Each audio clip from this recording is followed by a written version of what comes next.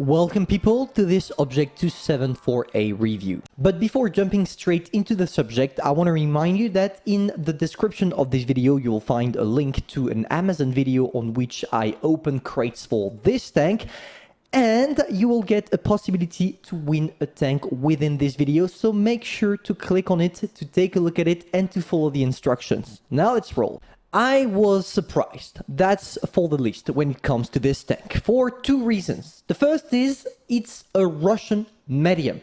Russian medium, I was expecting that if you mix both of them together, you get something totally broken. And at the same time, I did not have time yesterday to do a video on the tank, therefore I based myself, at least on my first thoughts on the tank without playing it, on what other YouTubers said.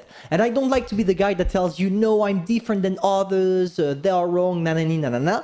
But for this tank, it's kind of true. They told you that it sucks and I totally disagree. Yes, I agree, it's not the tank of the century, but it's not a bad tank. It's definitely worth getting it, not in crates obviously, but when it will come back later for multiple reasons that we're going to talk about in this video. But of course, what would be a World of Tank Blitz video without the statistics review in the hangar? And here it's going to be quite quick. First of all, the DPM is average. This is not something that will be immense with this tank. It's not the kind of tank that will get you 4 or 5k damage every single game. It's not a Scorpion G. But it has a crazy accuracy, which in my opinion managed for it and makes it reliable and fun to play. To be honest, with this tank, it kind of works, in my opinion, like a T-62A, where you have a laser gun. Whatever you shoot, your shell will go straight where you are aiming, and it's really nice not to have to bother waiting for your whole aim to be complete before shooting. Now for the other statistics, 310 alpha damage per shot, which is average. The penetration, that is also average, with 185 with your regular and 240 with your APCR. But something quite good about this tank, or at least something that I enjoy a lot, is the 7 degrees of gun depression. It's quite rare on the Russians to be mentioned, but here it's the case, and you're definitely gonna like it. For the other statistics, the stop speed is quite nice. You will feel that this tank is really fast, even if it states into the statistics that it only goes to 36 kilometers per hour in average. In my opinion, and you're gonna see through the replay, it goes much higher than that, and it's really appreciated. Finally, the armor, which is the point on which a lot of people are gonna either agree or disagree with me, simply because I don't think that the armor of that tank is bad, even if when you take a look at it, it definitely looks bad. Because yes, of course, you have the upper plate that if it's angled enough, like with using your 7 degrees of gun depression, becomes impenetrable. You have the lower part of the hull that is penetrable all the time because it's the weak spot. But when it comes to the turret, if you don't shoot extremely close to the gun, either below it right there or on the sides here or here, to be fair, people will bounce you off. Because yes, when you take a look at it right now like that, you think that there are a lot of weak spots.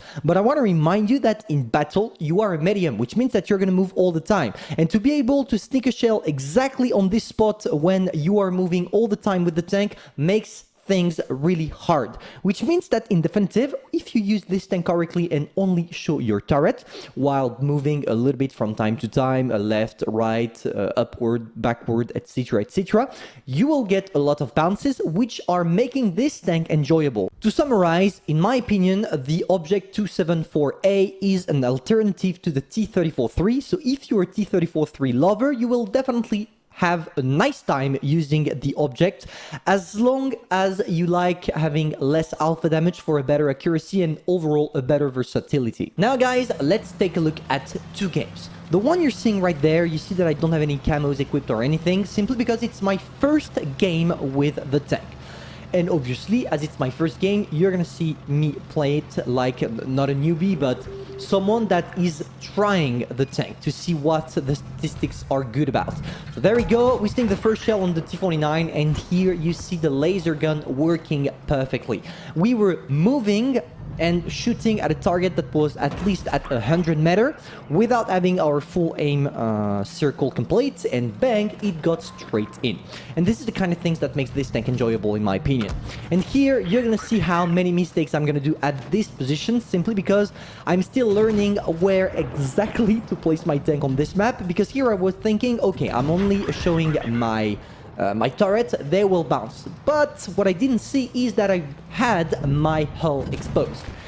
And obviously, when you have your hull exposed with a medium, you get crushed. You get crushed. Let's say things like they are. So now, of course, at the end right now, I'm going to start playing a little bit more carefully, because if you don't, you get snapped out of existence. And here, things are going to be interesting. Because, well, even if your tank doesn't have the best alpha damage, you still inflict damage, which means that you can still impact fear in your opponents, install fear. Because obviously, if they wanted to, the AMX and the STA, they could have tried something on me, push, whatever, maybe kill me, even if I had a friend with me, the Emil, because obviously when the Emil is done shooting, it's just another target because it can't do anything yet. So they could have, but they didn't. I think they didn't for two reasons. The first is I'm a new tank and everyone is afraid of new tanks. That's usually what happens. And at the same time, I have the fearing factor. Yes, I have a great and strong turret. I have a reliable gun, even if it's not the best in terms of DPM. And it's enough for them to be scared of me. And this is the kind of things that I'm enjoying with this tank. At the same time, I'm glad that Wargaming did not make that tank totally broken. Because in my opinion, you can work well with this tank as long as you know how to play mediums. But mediums the good old way, the way before the 5.5 update, when not every single tank were the same. And it's kind of cool to see that even if Wargaming is developing an astronomical number of broken tanks, from time to time they are able to deliver something average. But at the same time, having something average that comes into the shop in the form of crates, it's kind of taking us for monkeys, and it worked because I actually bought it. So yeah, for the first game I had with the tank, you see that when you only show your turret, people will start losing interest in you and will try to shoot at other people. And this is the thing you need to do with that tank.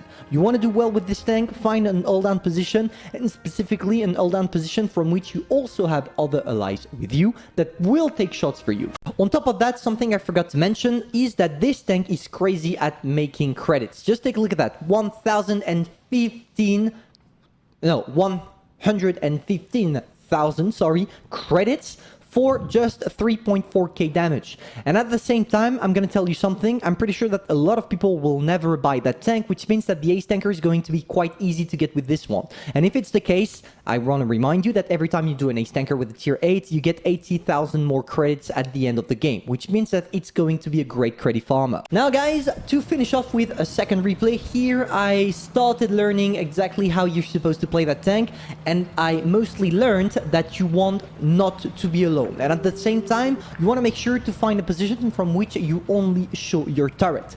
And in this game, you're going to see that we get a lot more flexibility once we take the right positions. So there we go, it's starting, there is a tiger, and already bang, the laser gun doing the god job by snapping one out of the bottom of the map straight into that poor tiger too. And it's gonna keep going because that guy doesn't learn from his mistake. He's gonna try pushing again and again for no reason. But yeah, I mean, not everyone knows how to play their tank correctly, and it's important to learn how to play them, and to learn you gotta play. So what are we gonna do? You see that if we take like 5 seconds to take a look at the map, all their heavies are located on the river. And I'm pretty sure that as the Ice 3 defender pushed, he's going to be the victim of all those things, because they are mainly going to focus on that guy. And if it's the case, I have a free way for me to use my DPM. And in this kind of scenarios, it's kind of boring because you can't count on your DPM to really help your teammates. Take a look at the Ice 3 defender, for example. If he was alone against the Lover and he only had me as a backup, he would have probably get killed by Lover before I managed to kill that guy, because obviously with only 2.1k DPM it's not enough to do the job. And as nowadays most tanks are good based only on their DPM, I can understand that some people are fearing buying this little guy you see on screen right now. But do not worry, if you are looking for a little bit of challenge while having some fun at the same time, I think the Object 274A, sorry, is the tank for you. Now, see what we're doing right now. Now, we are only showing our turret. We're exposing the turret only because we know that against tier 7 and against pretty much everything, as long as it's not tank destroyers, we can bounce. And this is exactly what happened. And at the same time, we are not the one that is truly focused by the enemies, which is the exact kind of playstyle you want to adopt with the tank, which results in me doing more than 3k damage, killing those poor guys, and now focusing on what remains, the AMX 3090 and the Progetto. Laser gun's gonna fail me here. Sometimes it happens. I mean, this is not 100% correct science, but still, you saw all the laser aim we had, and I'm not gonna complain for one missing shot, even if it was a killing tank shot.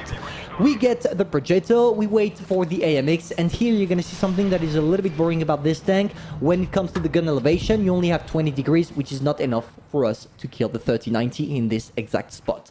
Not a problem, 3.4k damage. As you can see on both the replays I showed you, we didn't get to 4 or 5k damage. As I mentioned, it's kind of impossible to do with this tank, except if you really have the right replay with the right players, with the right equipment, etc, etc. But it's still an enjoyable tank. It's not worth getting it in crates, I guarantee you that, but why not? If Wargaming puts it back in the shop for like 4.5k or 5k gold, I will probably tell you to buy it because it's worth this kind of money. So hopefully you enjoyed. Maybe you share my opinion. If you actually have the Object 274A in your garage, please tell me in the comments if you feel the same way about the tank as I do, because I would be curious. Because in my opinion, it's a controversial tank because of its statistics. Some people will like it, probably 50%, and some people will hate it, probably 50% as well. So hopefully you enjoyed. If that's the case, feel free to subscribe, like, and share. And personally, I'm gonna see you soon for a new video. Bye.